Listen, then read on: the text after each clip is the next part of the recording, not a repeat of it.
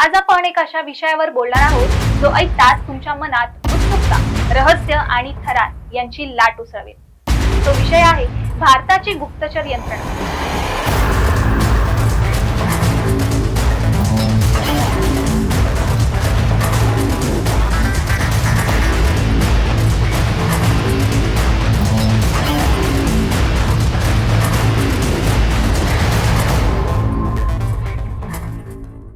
ही यंत्रणा कशी काम करते, ती आपल्या देशाच्या अंतर्गत आणि आंतरराष्ट्रीय सुरक्षेला कसं बळ देते आणि याच यंत्रणेने अशी कोणती थरारक आणि नाट्यमय कामगिरी केली आहे जो इतिहासाच्या पानांवर सुवर्णाक्षरांनी नोंदवली गेली। या सगळ्यांचा इतिहास, त्यांची रचना आणि काही थक्क करणारी उदाहरणं आज आपण जाणून घेणार आहोत। तर तयार व्हा एका सिनेमासारख्या रोमांचकारी प्रवासासाठी। चला सुरुवात करूया।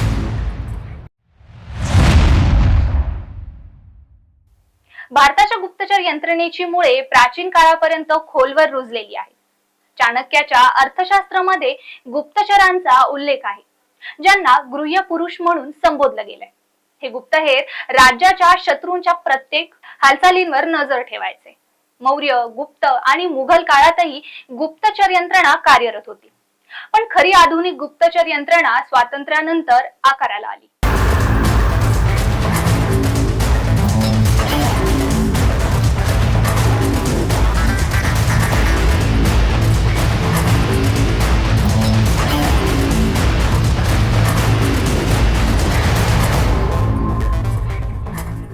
1968 मध्ये रिसर्च अँड अनालिसिस विंग अर्थात रॉ ची स्थापना झाली, जी भारताची प्रमुख बाह्य गुप्तचर यंत्रणा आहे।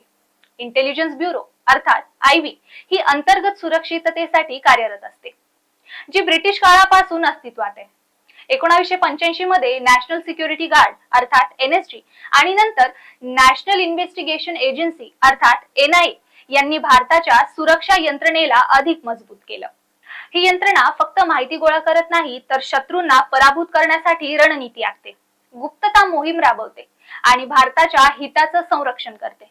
पण ही यंत्रणा नेमकी कशी काम करते, चला पाहूया। भारताची गुप्तचर यंत्रणा म्हणजे एक विशाल, गुंतागुंतीचं आणि गूढ जाळं आहे। यात हजारो गुप्तहेर आणि विश्लेषक, तंत्रज्ञ आणि अधिकारी रात्रंदिवस कार्यरत असतात।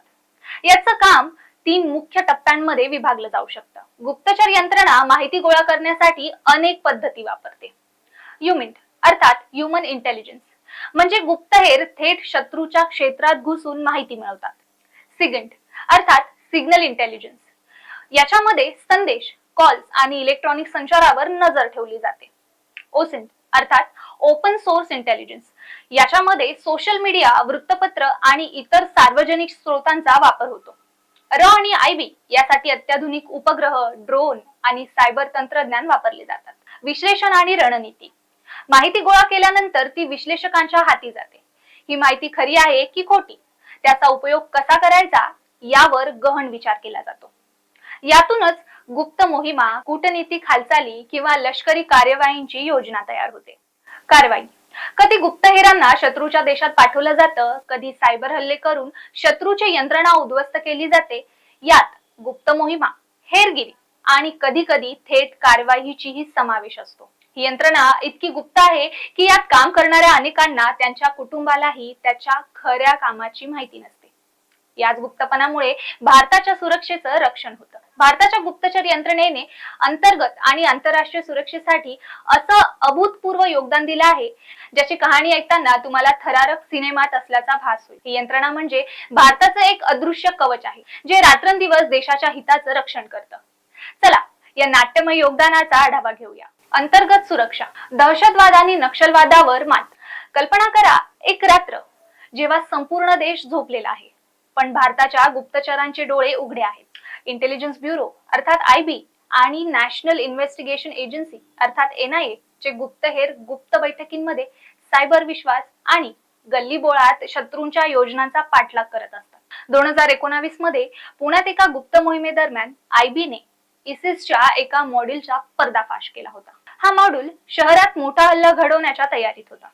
गुप्तचरांनी रात्रीच्या अंधारात त्यांच्या संदेशाचा मागोवा घेतला, त्यांच्या ठिकाणांचा शोध लावला आणि सुरक्षा दलांना वेळीच माहिती पुरवली। परिणामी हा हल्ला रोखला गेला आणि हजारो निरपराधांचे प्राण वाचले गेले. ही कहाणी फक्त एका शहरापुरतीच मर्यादित नाही, तर देशभरात अशा अनेक गुप्त मोहिमा आयबी आणि NIA राबवत असतात. नक्षलवादाचं आव्हानही कमी नाही. भारताच्या मध्य आणि पूर्व भागात नक्षलवाद्यांनी अनेकदा हिंसाचार पसरवला, पण गुप्तचर यंत्रणेने त्यांच्या गुप्त ठिकाणांचा शोध लावला, त्यांच्या योजनांचा पर्दाफाश केला. उदाहरणार्थ, छत्तीसगड मधील एका मोठ्या नक्षलवादी हल्ल्याची योजना आयबीच्या गुप्त माहितीमुळे उधळली गेली. गुप्तहेरांनी जंगलात घुसून स्थानिकांच्या वेशात नक्षलवाद्यांच्या बैठकींची माहिती गोळा केली. यामुळे सुरक्षा दलांनी नक्षलवाद्यांचा मोठा कट निष्फळ केला. ही प्रत्येक कारवाई म्हणजे एक नाट्यमय लढाईच आहे, जिथे गुप्तचरांचं धैर्य आणि बुद्धिमत्ता देशाला सुरक्षित ठेवते. आंतरराष्ट्रीय सुरक्षा, शत्रूच्या गढात घुसून विजय. आंतरराष्ट्रीय स्तरावर भारताच्या गुप्तचर यंत्रणेने असा पराक्रम केला आहे, ज्याने जगाला भारताच्या सामर्थ्याची जाणीव करून दिली आहे. 1971चं भारत-पाकिस्तान युद्ध याचं सर्वोत्तम उदाहरण आहे. त्या काळात पूर्व पाकिस्तान अर्थात आजचा बांगलादेश स्वातंत्र्यासाठी लढत होता, पण पाकिस्तानच्या लष्कराने तिथे क्रूर दडपशाही सुरू केलेली होती. यात रॉने एक नाट्यमय भूमिका बजावली. रॉच्या गुप्तचरांनी पूर्व पाकिस्तानात घुसून मुक्ती बाहिनीला प्रशिक्षण दिलं, शस्त्रास्त्र पुरवली आणि लष्करी रणनीती आखण्यात मदत केली. रात्रीच्या अंधारात नद्यांच्या काठावर गुप्त बैठकींमध्ये हे गुप्तहेर माहिती गोळा करायचे आणि भारताला पाठवायचे. त्यांनी पाकिस्तानच्या लष्करी हालचालींचा मागोवा घेतला, त्यांच्या कमकुवत बाजू शोधल्या. याच माहितीच्या आधारे भारताने युद्धात निर्णायक विजय मिळवला. Around 93 armed Pakistani soldiers surrendered before the Indian Army on this day. This was the largest surrender since World War II. The Indian Army brought Pakistan to its knees in just 13 days, forcing them to sign a ceasefire agreement. आणि बांगलादेश स्वतंत्र झाला. ही केवळ युद्धातील विजयाची कहाणी नाही, तर रॉच्या गुप्तचरांनी रचलेल्या एका नाट्यमय कथानकाची गाथा आहे. पाकिस्तानच्या दहशतवादी कारवायांविरुद्ध रॉने अनेक गुप्त मोहिमा राबवल्यात. बलुचिस्तान आणि पाकिस्तान प्रायोजित दहशतवाद यांवर रॉची करडी नजर आहे. गुप्तचरांनी शत्रूच्या गढात घुसून त्यांच्या योजनांचा पर्दाफाश केला. उदाहरणार्थ, 1990च्या दशकात काश्मीर मधील दहशतवादी कारवायांना आळा घालण्यासाठी रॉने गुप्त मोहिमा राबवल्यात. त्यांनी दहशतवादी प्रशिक्षण शिबिरांचा शोध लावला, त्यांच्या नेत्यांचा मागोवा घेतला आणि भारताला माहिती पुरवली. यामुळे अनेक हल्ले रोखले गेले. ही प्रत्येक मोहीम म्हणजे एक धाडसी साहसच आहे, जिथे गुप्तचर आपला जीव धोक्यात घालून देशाचं रक्षण करतात. कूटनीतिक विजय. गुप्तचर यंत्रणा केवळ युद्धभूमीवरच लढत नाही, तर कूटनीतीच्या आघाडीवरही विजय मिळवते. रॉ आणि आयबीने अनेकदा आंतरराष्ट्रीय मंचांवर भारताची बाजू स्वतंत्रपणे मांडलेली आहे. उदाहरणार्थ, 2008च्या मुंबई हल्ल्यानंतर रॉने पाकिस्तानमधील दहशतवादी गटांचे पुरावे गोळा केलेत आणि ते जगासमोर आणलेत. त्यामुळे पाकिस्तानावर आंतरराष्ट्रीय दबाव वाढला आणि भारताच्या कूटनीतिक विजयाचा मार्ग मोकळा झाला. ही कारवाई इतकी नाट्यमय होती की ती जणू एका थरारक चित्रपटाच्या कथानकासारखी वाटते. रोमांचकारी उदाहरणं. आता तयार व्हा, कारण आपण अशा काही गोष्टी जाणून घेणार आहोत ज्या तुम्हाला थरारक सिनेमाच्या कथानकात घेऊन जातील. ही खरी उदाहरणं आहेत, पण त्यांचा थरार हॉलिवूडलाही लाजवेल.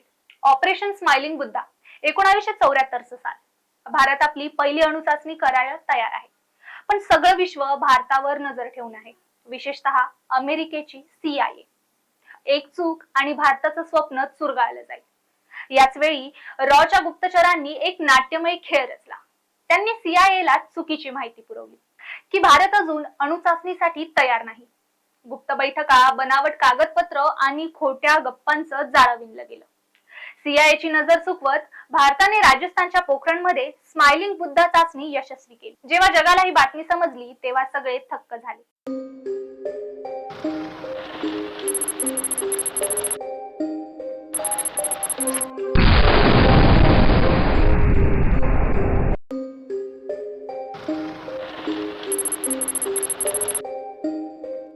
ही केवळ अणुचाचणी नव्हती, तर रॉच्या गुप्तचर खेळाचं सर्वोत्तम प्रदर्शन होतं. रवींद्र कौशल, ब्लॅक टायगर.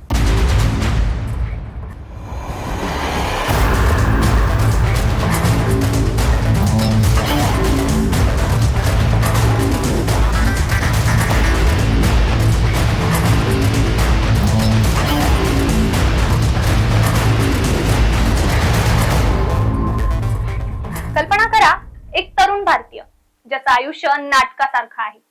रवींद्र कौशिक, ज्यांना ब्लॅक टायगर म्हणून ओळखलं जाते, हे रॉचे सर्वात धाडसी गुप्तहेर होते.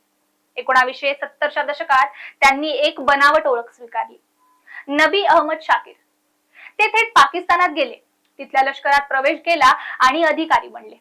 रात्रीच्या गप्पांमध्ये, गुप्त बैठकांमध्ये त्यांनी पाकिस्तानच्या लष्करी योजनांची माहिती भारताला पाठवली. 1971च्या युद्धात त्यांनी पुरवलेली माहिती भारताच्या विजयासाठी निर्णायक ठरली. पण नशिबाने घात केला. एका चुकलेल्या संदेशामुळे त्यांचा पर्दाफाश झाला. त्यांना तुरुंगात डांबलं गेलं, पण त्यांनी भारताविरुद्ध एकही शब्द उच्चारला नाही. त्यांचं बलिदान आजही प्रत्येक भारतीयाच्या हृदयात जिवंत आहे. 26/11 नंतरची गुप्त कारवाई. 2008च्या मुंबई हल्ल्याने भारताला हादरवलं, पण यानंतर रॉ आणि आयबी ने एक नाट्यमय पलटवार केला. गुप्तचरांनी पाकिस्तानमधील दहशतवादी गटांच्या प्रत्येक हालचालीवर नजर ठेवली. रात्रीच्या अंधारात, गुप्त बैठकींमध्ये आणि सायबर विश्वात त्यांनी माहितीचं जाळं विणलं. त्यांनी लष्कर-ए-तय्यबच्या अनेक गटांचा पर्दाफाश केला. यातूनच भारताने आंतरराष्ट्रीय मंचावर पाकिस्तानला कोंडीत पकडलं. गुप्त मोहिमांद्वारे अनेक दहशतवादी ठिकाणं उद्ध्वस्त केली गेली. ही कारवाई इतकी गुप्त होती की ती कधीच समोर आली नाही, पण यामुळे अनेक भारतीयांचे प्राण वाचले गेले. आव्हानं आणि भविष्य. गुप्तचर यंत्रणेचं काम सोपं नाही. सायबर हल्ले, आंतरराष्ट्रीय दहशतवाद आणि कृत्रिम बुद्धिमत्तेचा वाढता वापर यामुळे यंत्रणेसमोर नवी आव्हानं आहेत. पण भारत मागे नाही. रॉ आणि आयबी आता AI, ड्रोन आणि सायबर सुरक्षा तंत्रज्ञानाचा वापर करत आहेत. भविष्यात ही यंत्रणा आणखी सक्षम होईल यात शंकाच नाही. मित्रांनो, भारताची गुप्तचर यंत्रणा म्हणजे आपल्या देशाचं एक अदृश्य ढाल आहे. ही यंत्रणा रात्रंदिवस गुप्तपणे आपल्या सुरक्षेसाठी झटते. त्यांचं काम आपल्याला दिसत नाही, पण त्यांच्याचमुळे आपण सुरक्षित आहोत. त्यांच्या या बलिदानाला आणि समर्पणाला आपण सलाम करूयात. तुम्हाला हा व्हिडिओ कसा वाटला? भारताच्या गुप्तचर यंत्रणेबद्दल तुम्हाला आणखी काय जाणून घ्यायचंय? कमेंट मध्ये नक्की सांगा. आणि हो, चॅनलला सबस्क्राईब करायला विसरू नका. पुन्हा भेटूया एक नव्या रोमांचकारी विषयासह. धन्यवाद.